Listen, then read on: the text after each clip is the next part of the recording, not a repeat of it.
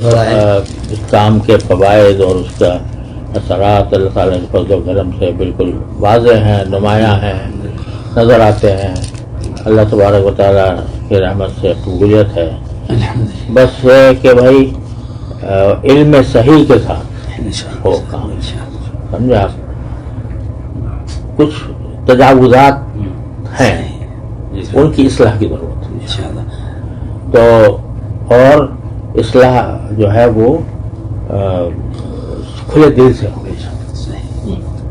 اس میں یہ چونکہ کام اللہ کا ہے، اللہ سے بڑا ہوتا ہے، لہذا اگر کوئی اس میں کوئی شخص کسی بات کی نشاندہی کرتا ہے، اس کو سمجھو کہ میرا مقصد ہے، اس کو اپنا مخالف نہ سمجھو، اور اس کو اس طریقے سے سمجھو کہ بھئی یہ دین کا۔ اب ہم ساری دنیا میں الحمدللہ ہم یہ کہتے ہیں کہ اللہ تعالیٰ نے جس طرح اس سے کام لیا ہے، اللہ تعالیٰ نے وہ کسی اور جماعت سے نہیں لیا، اتنا بڑا کام عوامی سطح پر اس نے کیا۔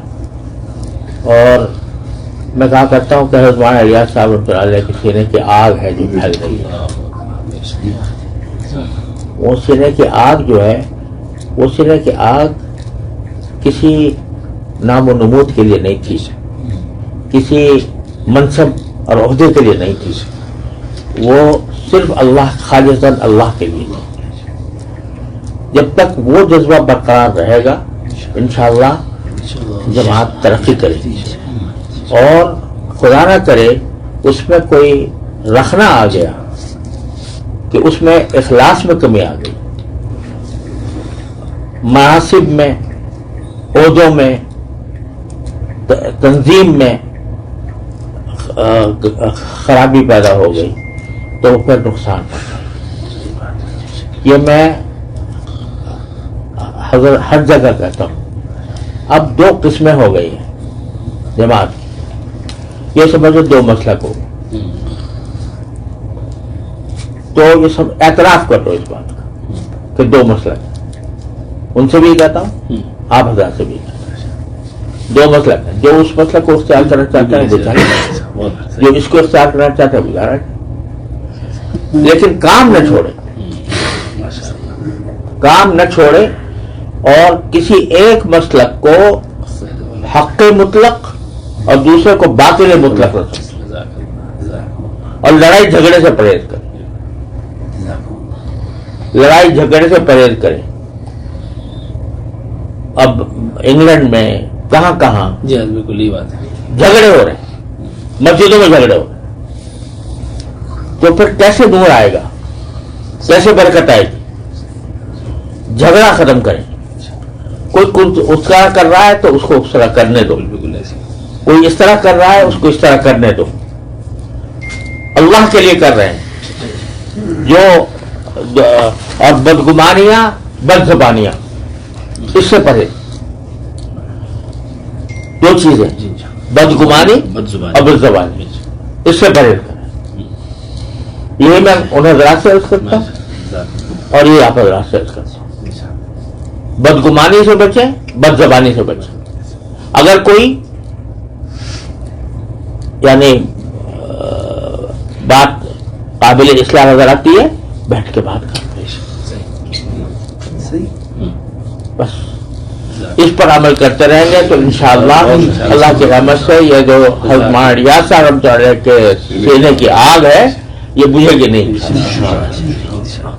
اگر بجھے گی تو ہمارے حرکتوں سے بجھے، اللہ تعالیٰ حفاظت کرے۔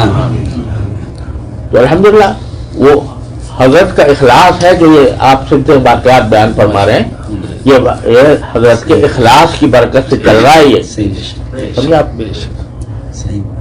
کسی ایک آدمی کی وجہ سے نہیں ہو رہا، یہ بالکل یہ حضرت کے اخلاص کی وجہ سے ہو رہا ہے۔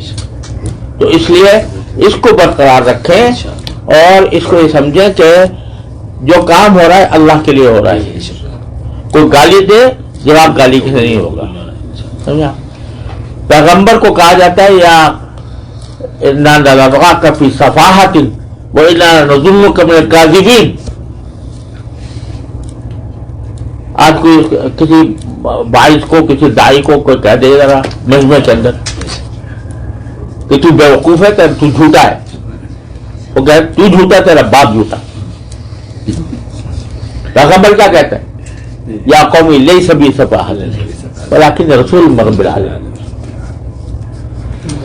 تو اس چیز کو اپنا کر چلیں گے انشاءاللہ کھلے گے دروازے، اور یہ جو شقاق ہے یہ بھی ختم ہوگا انشاءاللہ، اور اللہ تبارک و تعالیٰ انشاءاللہ اس میں برکت عطا فرمائے.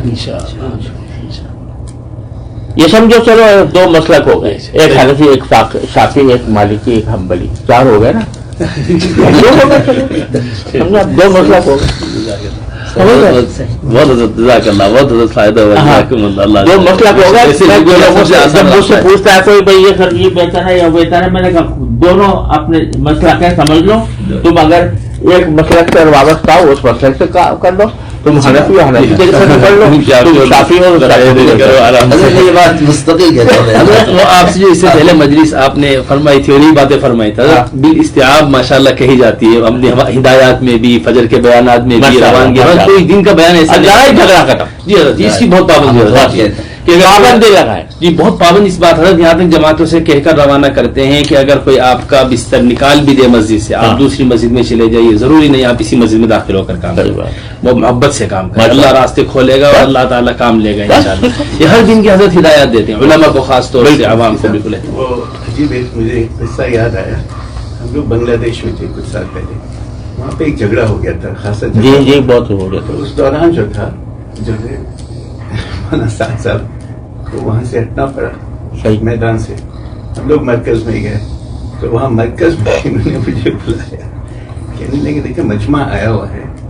2 مرتبہ انہوں نے مجھے بلایا، کہنے لگے ایسا نہیں ہو سکتا کہ مولوی ابراہیم صاحب ہیں، ان سے کہیں جا کے بیان دے آئے نا. وہ اس حال میں میرے تو مجھے سوچ، میں نے کہا کہ حضرت کی کیا فکر ہے اس وقت. اس وقت 2 مرتبہ انہوں نے الگ بلایا مجھے اور کہا کہ مولوی ابراہیم صاحب سے کہہ دیں جا کے بیان کر لیں، کم سے کم تشکیل ہو جائے گی، مجمع ہے وہاں پہ.